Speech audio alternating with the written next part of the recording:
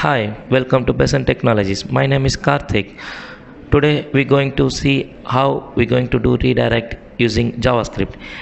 JavaScript is a programming language which will be rendered in HTML. So it will be running in any Chrome or any browser. So actually redirection using JavaScript is very simple. So I will show you how we can do redirection with an example. So here JavaScript offers many ways to redirect the user to different web pages. If during the execution, if your program you need to move from different page, we can do that using JavaScript. That can be considered canonical to navigate new URL in using window.location.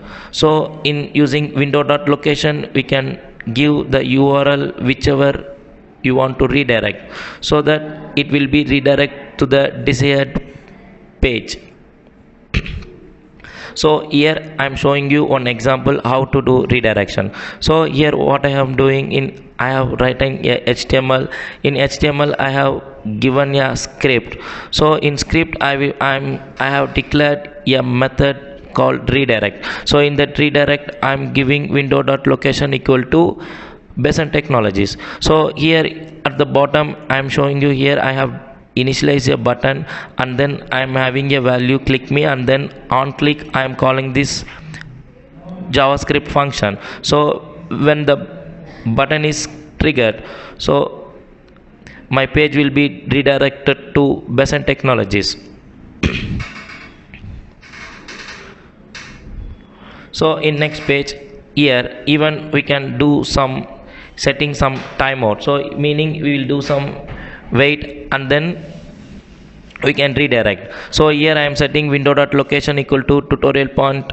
So when this method is triggered, the page will be wait for 10 seconds. After that this will be redirected to the desired page.